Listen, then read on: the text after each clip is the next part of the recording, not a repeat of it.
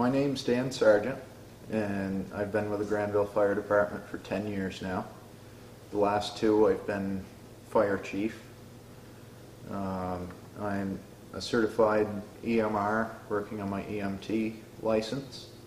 We handle first response calls for Granville, Hancock, Rochester, motor vehicle accidents, structure fires, you name it. The dispatch centers are our direct line to the caller. When there's an emergency, somebody will call these dispatch centers, dial 911 of course, and our dispatchers put the message to the agencies that have jurisdiction over wherever the call taker is, wherever the call is. So they give us all the pertinent information they can about the call, and they will obviously take down where the call is and what's going on, whether it's an EMS call, fire, hazmat. Of course, they'll do law enforcement issues as well. And they'll dispatch the necessary agencies. The dispatch cuts, eliminating 2 dispatch centers in the state of Vermont, that increased the call volume in our local dispatch center. That's Rockingham for Granville. So the workload more or less doubled in that dispatch center. That means the dispatcher is going to be answering twice as many calls and have the same amount of time to relay the information that they've gathered to the necessary agencies. This would obviously put a strain on, would lead to a reduction of service. It's going to take more time for the dispatcher to relay the information on. The quality of our dispatching has been reduced. We would get a tone but no message. So we know there's an emergency, but we don't know where it is or what it is. So we'd have to call into the dispatcher and ask them to retone, give us the actual message. It just takes longer for all of us to assemble to respond to the emergency. There have been other times where people were calling in to the dispatch center to report an emergency, and I've received a phone call personally from someone else on scene. I tried calling over the radio to let them know what the emergency was, where it was.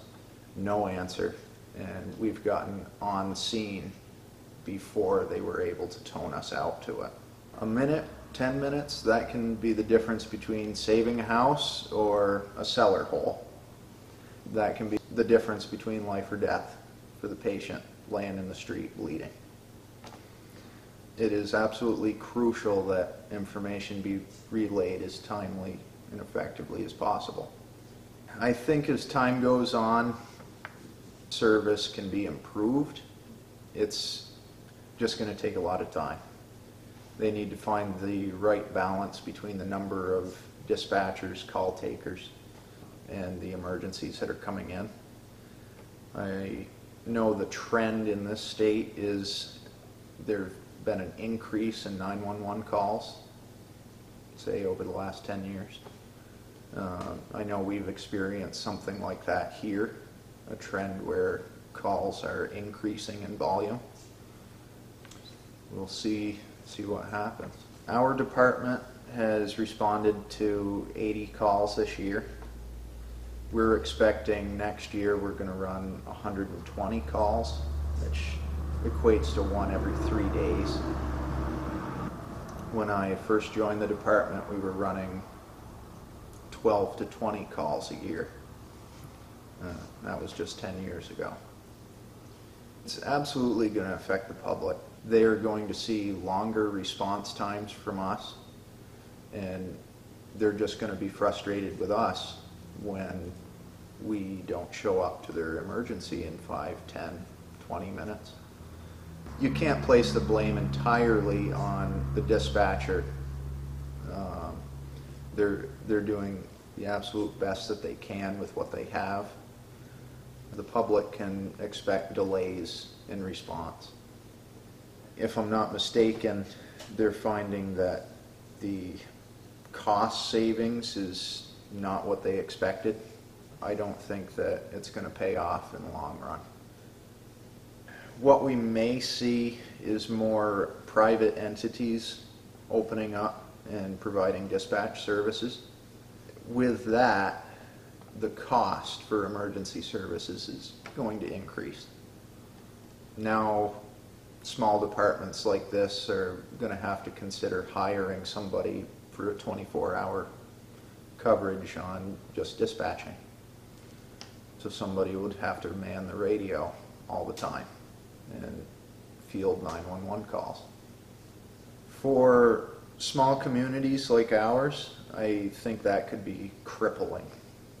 We run our department on less than $20,000 a year. To hire somebody for 24/7 coverage, running the radio, fielding phone calls, you have to pay them a salary. And that salary would easily be more than what our annual budget is currently. You know, I do not believe that you're going to have volunteers cover dispatch centers in small communities. Not realistic at all. We pay for the air time that we're on the radio. So for every second that we are talking to our dispatcher, we are then billed for it. That right now it's not a lot of money. So we try not to shake the bushes too much because they could at any time decide that they're going to bill us $20,000, $30,000 a year. I know places like Montpelier and Barrie, they pay a lot of money every year for dispatching. You know, and it's just something that a small community like Granville could not afford. The entire state is going to be facing a problem like ours. They're going to have to look for other solutions beyond the state 911 centers. It could be possible to increase the payments coming into 911 centers. That I think that should have been looked at before closing 2 dispatch centers in our state. We should have looked at increasing the amount of compensation that we provide to the state for the service. I think the public needed more information on it. The general public, I think, is somewhat naive about what's going on.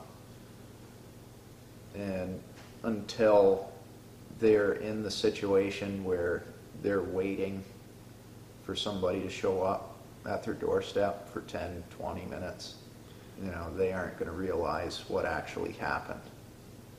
In Granville, Hancock, Rochester, we have a response time of 10 to 15 minutes. Just listening in on the radio and when we're requested for mutual aid, sometimes the difference between when we're requested and when we are toned is 5 minutes. That's a lot of time in an emergency. It will continue to be a problem until the managers of the dispatch centers realize they need to hire more people. They just need to increase the personnel and call takers to reduce the time that it takes to relay information.